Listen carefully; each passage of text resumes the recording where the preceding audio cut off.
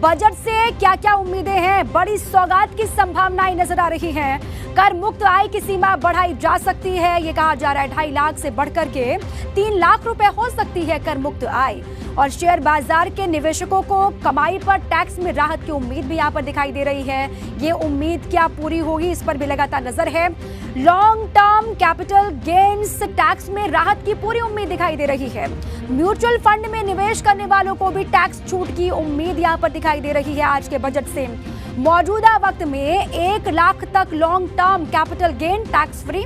अभी साल भर में 1 लाख से ज्यादा की आय पर 10% टैक्स लगता है और इस बार LTCJ की सीमा 1 लाख से बढ़ाने की उम्मीद दिखाई दे रही है। और 80C के तहत टैक्स छूट के निवेश की सीमा भी बढ़ सकती है और अभी 2.5 लाख रुपए तक सालाना निवेश पर टैक्स छूट और वर्क फ्रॉम होम के लिए खास नीति का ऐलान भी संभव है, ये कहा जा रहा है। MSME सेक्टर को भी बहुत बड़े बूस्टर की आवश्यकता है। MSME सेक्टर के लिए क्रेडिट गारंटी स्कीम का दायरा बढ़ाया जा सकता है। नए एक्सप्रेसवे बनाने का ऐलान संभव है और इसके अलावा रोड का जाल बिछाने की नई योजना का ऐलान भी आज हो सकता है। नए एयरपोर्ट बनाने और उड़ान स्कीम के लिए बड़ी घोषणा आज के दिन हो सकती है बजट के ऐलान के साथ ही। और स्वास्थ्य सेवा को लेकर गरीबों के लिए नई सौगात भी सामने आ सकती है। अब हेल्थ सेक्टर कितना ज्यादा प्रभावित हुआ है कोविड के इस पूरे दौर में, वो सभी आपने देखा। हेल्थ सेक्टर के लिए क्या कुछ होगा, इस पर भी लगातार नजर है। इसी पर अधिक जानकारी के साथ अविनाश तिवारी मेरे साथ जुड़ चुके हैं, सीधे उन्हीं के पास आपको ले चलते हैं। अविनाश, देखिए सभी लगातार टकटकी लगाकर देखे हुए हैं। वित्त मंत्री निर्मला सीतारमण जब आएंगी, सदन के पटल पर बजट रखेंगी, तो क्या कुछ किसके झोली में वो डालेंगी, क्या जानकारी आपको मिल पा रही है ताजा?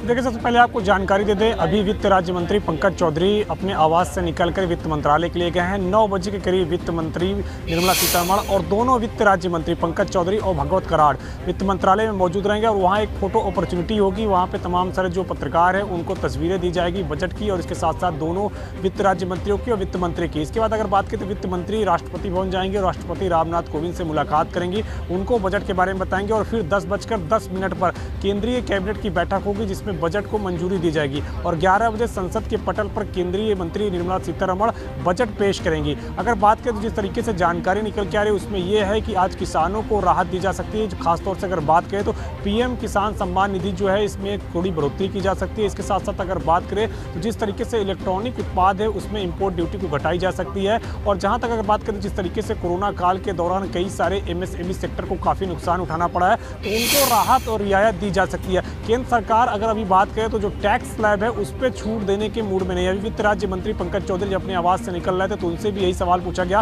कि क्या टैक्स स्लैब में छूट दी जाएगी, तो उन्होंने कहा इसके लिए भी इंतजार करना होगा। लेकिन जो जानकारी मिल रही है वो यही है कि टैक्स स्लैब में सीनियर सिटीजन जो हैं उनको राहत मिलेगी, लेकिन जो आम नागरिक हैं उनको राहत नहीं मिलेगी। जो अभी टैक्स स्लैब चल रहा है यही टैक्स स्लैब चलेगा, यानी कि 5 लाख रुपए तक की आय में किसी भी प्रकार का कोई टैक्स नहीं लग रहा है, क्योंकि 2.5 लाख रुपए आय तक की जो है वो टैक्स बिल्कुल फ्री है। और जो उसके आगे की 2.5 लाख रुपए उसमें जो 5% का कर लगता है उसको केंद्र सरकार ने माफ कर रखा है। तो 5 लाख रुपए बिल्कुल अविनाश, कोविड काल में हर एक सेक्टर प्रभावित हुआ है। किसी को पहली सेकंड डोज लगेगी तो किसी को बूस्टर डोज की आवश्यकता है कि कोविड के काल से बाहर निकलने के लिए, उबरने के लिए आज लगातार सभी निगाहें लगा करके बैठे हुए हैं कि बजट से क्या कुछ उनके लिए, उनके खाते में आने वाला है। बहुत शुक्रिया आपका पूरी जानकारी के लिए, लगातार नजर बनाए रखिएगा।